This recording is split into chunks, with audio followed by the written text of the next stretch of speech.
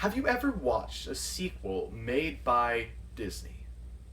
I know that for me, when I was a kid, before a lot of the Pixar sequels existed and these newer Disney sequels existed, I would, watch one of the original Disney princess movies, or Tarzan, or Aladdin, and I would then go back around and watch all the Disney sequels.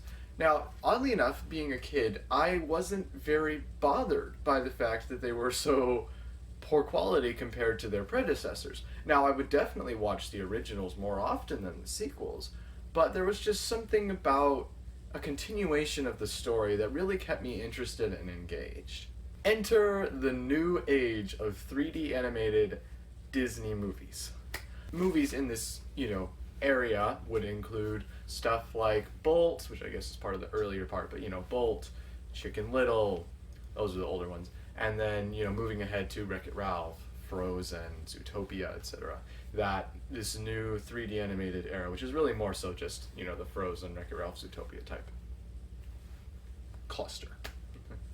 I can just say right now that a lot of those films were more enjoyable than some of the Disney classics, and I had a really fun time watching them. But then, the new breed of Disney sequels started happening. Originally, the two problems that were cited as being the biggest issues for Disney sequels back in the 2D animated era were: one, there was no reason for this story to exist because the plot was resolved, and two, the plot of the second film is very loose and campy and doesn't make sense. While these two things were so incredibly strong and incredibly bothersome to viewers, when the new Disney sequels came out, they managed to get rid of one of those. And that was having a very campy and confusing storyline. But the other one, which is having a film that is necessary, I think there is still a bit lacking in that department. And that is why today I'm going to tell you the problem with the new Disney sequels.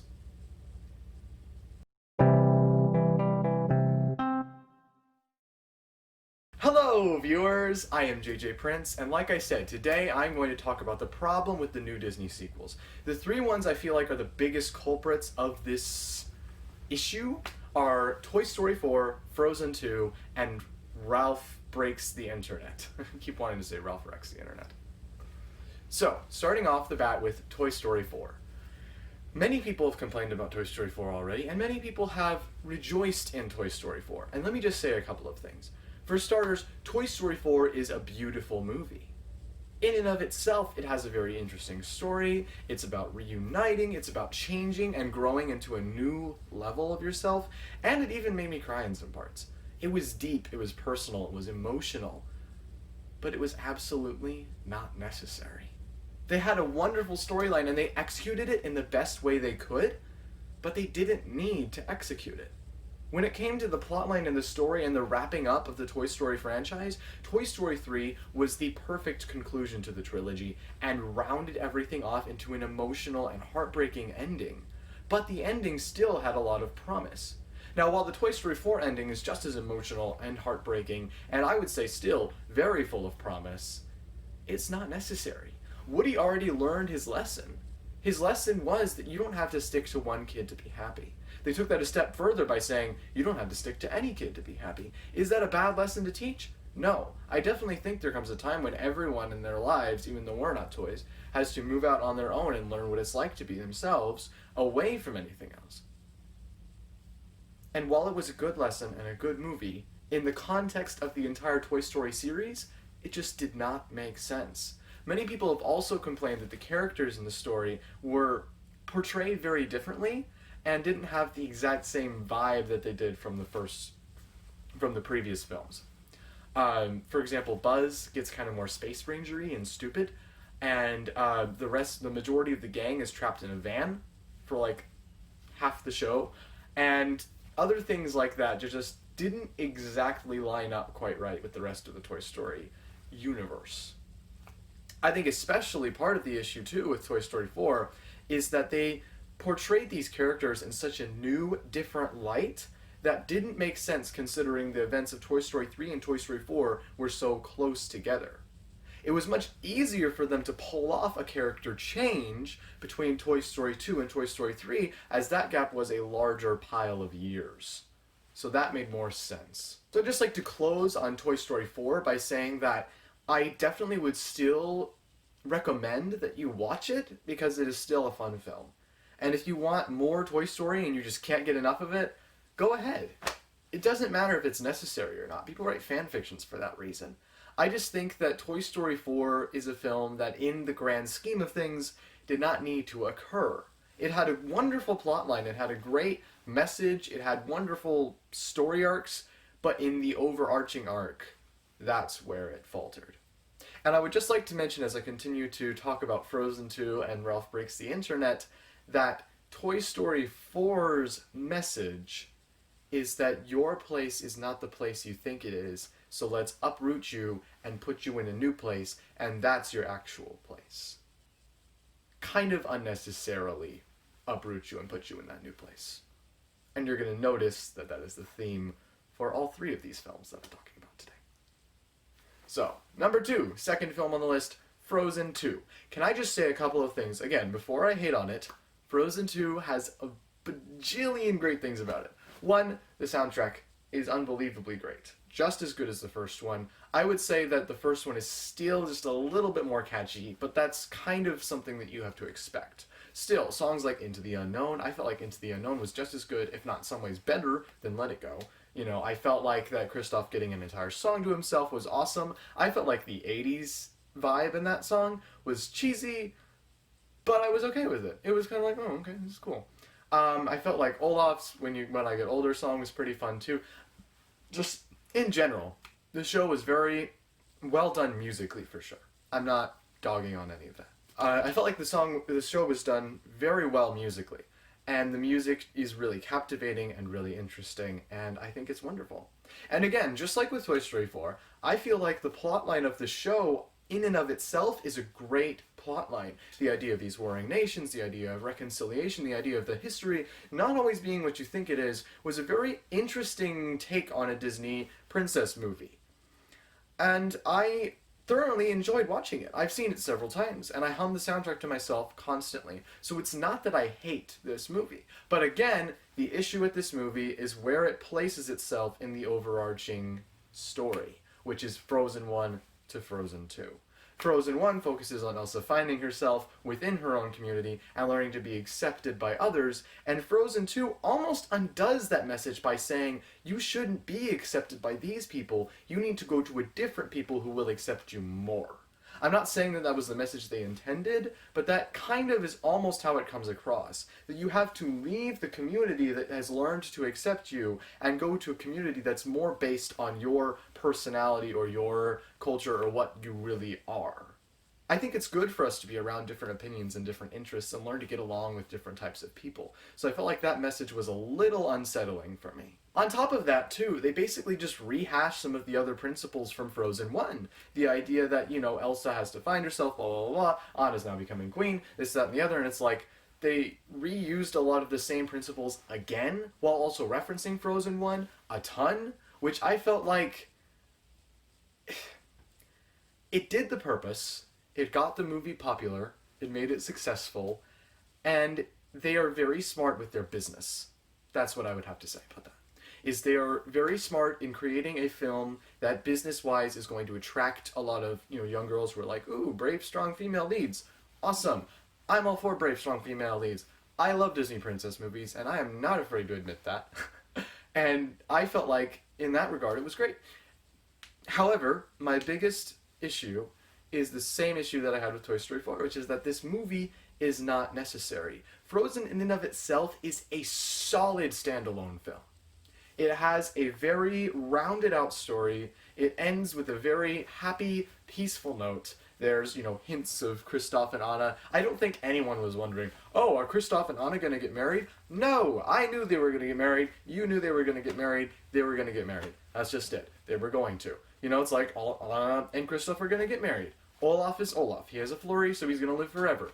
Elsa is Elsa. She, is just a strong, independent woman, and she doesn't need any partner. And I think there's nothing wrong with that either. And it was just rounded off.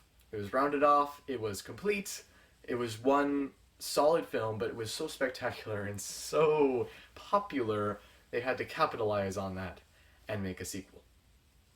So another complaint that I have, which is exactly the same complaint that I had with the first one, is Kristoff. Really all the characters, but Kristoff especially, I feel like is the biggest culprit of this. In the first movie, he is very gruff. He's like, carrots, here, he takes the carrots or whatever in that one scene. And he's very gruff and kind of annoyed with Anna, and he's like, what the heck? And I understand that when somebody opens up, they sort of change their personality, and that for Anna, Kristoff has been trying to change, and I definitely feel like that is certainly present, but I feel like the interesting thing about Kristoff is that he is no longer as forward about his, at least, heroics and bravery and things. Because when they went on the adventure in Frozen 1, he was a little more tough. And in this one, it's like, oh, the party just left without you. And he's this... Okay. In Frozen 2, the party leaves without Kristoff. And instead of running or riding after her, which is a thing Kristoff does and did in Frozen 1, he just sits there dejected and is like, now you're gone, off on a different path than mine. Sorry, it's a good song. It doesn't make sense. It doesn't make sense for his character. He's very bumbling, and he was very sidelined when in the first movie he was kind of crucial to the plot in order to reach the ice castle and in order to get back home and all that, etc. and so forth. I'd also like to mention that Olaf is kind of different, because he's like, now I'm getting older, and that didn't really exist in the first movie. Plus, he also became a super genius when it comes to what are his memory theory and this, that, and the other. And I know that because he's a comedy character, he can sort of break the fourth wall and kind of mention things that don't really exist in the plotline, like the whole line where he says, technology is both our savior and our doom, which I thought was, again, cute, funny, but wasn't consistent. So in the end, my list of gripes basically just falls under this category of it wasn't necessary, it wasn't consistent, and it actually really just made you cry for no reason. That's going to be the overarching theme of all three of these films. Toy Story 4 made you cry for no reason, Frozen 2 made you cry for no reason, and especially for no reason in Frozen 2, because Elsa dies, Olaf dies. I hope you've seen these movies, by the way. I should have put a spoiler warning. Sorry. Elsa dies, Olaf dies, and they both come back. It's just like instant resurrection.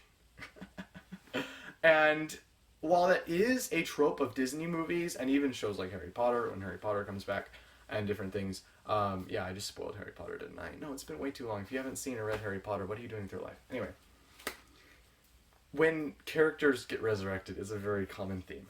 So I can understand that they would do that, especially because it's a kid's movie. But when they made such a bold move like that, part of me wondered if this was going to be part of Anna's step into becoming queen and into assuming her leadership role, is the fact that Elsa died and moved on in order to bring that information to Anna.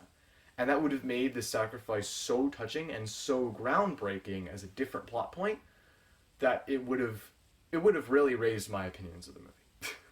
The movie in the overarching franchise of Anna's maturity and her growth, because Anna as a character is one of my favorites. So, number 3.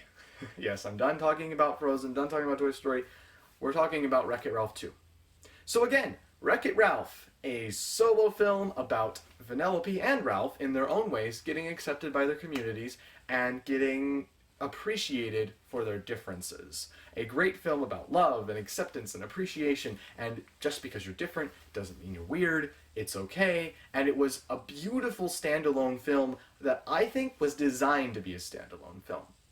But again, WreckIt Ralph is one of the most popular video game movies, one of the few video game movies to actually be successful, because video game movies have a history of not being that good.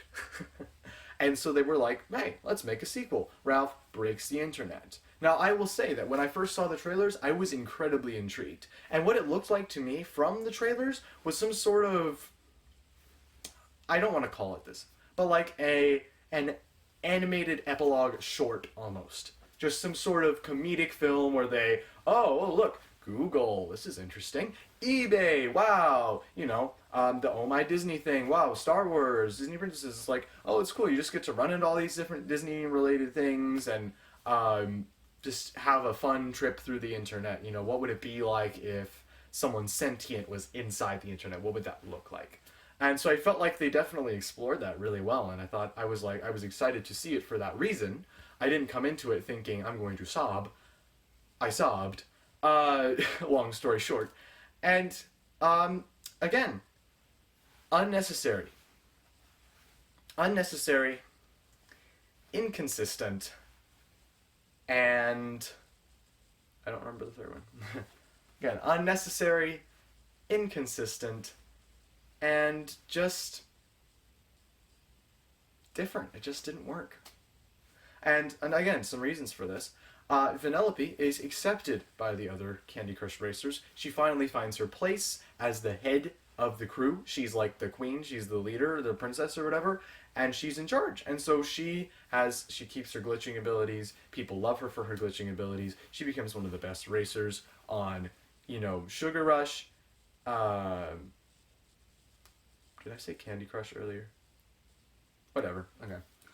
She becomes one of the best racers on Sugar Rush, and everybody has a ball. It's a blast. And then in the sequel, Vanellope's like, I'm suddenly unsatisfied with my current situation. I want to be accepted by a different crowd for different reasons, and just totally leave and sort of wipe away and throw in the trash the amount of work that was put into getting her to become, a valuable member of her own community. And I think it's just needlessly sad, because it's like Ralph and Vanellope, they're in different games, but Ralph can see Vanellope and he's like, hey kid, he can, when he's getting thrown off the roof, whatever, he can see her across at Sugar Rush and she waves to him and it's like, oh, it's cute, great relationship between this, almost Sully and Boo type thing. And then in the sequel, it's like, Ralph, I need to move further away to make everybody cry. And it worked. So again, I can say these films are very successful at making you cry, all three of them, making you cry, being a good film on their own, and being interesting and intriguing and exciting. But again, the issue with these films is the fact that they are unnecessary, and that in their respective franchises and their respective film plots that are supposed to be overarching and consistent, they were inconsistent and didn't exactly line up. Just a couple other honorable mentions that didn't make it into this top 3 list. How to Train Your Dragon 2. Great film, awesome film, totally changed all the characters. Astrid was way more kick butt and way more mean. Now she's suddenly very nice and lovey-dovey on Hiccup. Doesn't make any sense to me. I know they have a relationship, but she lost a lot of her general toughness. Also the whole idea in How to Train Your Dragon of killing off one character to bring back another, that was kind of annoying. And just made you cry for no reason. Again. Was it a good film? Yes. Did I enjoy watching it? Yes. Would I watch it again? Yes. But it doesn't fit with the franchise. So, in the end, Disney is awesome. Disney is awesome, Disney is great, and Disney has great films. And I don't think there is anything wrong with enjoying any of Disney's films, or any of Disney Pixar's films, or just really any of the franchises that they own, because if you enjoy a film, that's great. If you actually watch the credits, which I know nobody really does except for the cast list maybe, there are so many people who put work into films. Even the crummiest of films have effort put into them. They have love and appreciation and care put into it. Somebody on that team cares. There's no way that a film is made with an entire team that's just like, I didn't want to make this film. It's beautifully animated, high quality, put loads into advertising, but I didn't even want this film. If no one wants the film, they're not going to make the film. They make the film because somebody out there wanted that film to happen and had the drive to put it together. So every film is important, every film is great to someone. And if you enjoyed Frozen 2 and thought it was better than Frozen 1 and felt like it was super consistent, more power to you. If you watched Toy Story 4 and felt like it was a better conclusion than Toy Story 3 and needed to happen, more power to you. If you felt like WreckIt Ralph 2 wasn't just an a reason to rip out your heartstrings and shove them back in again and separate people further just to make you sadder, more power to you. So in the end, I'm JJ Prince. This has been me ranting for a long time, and I will see you later.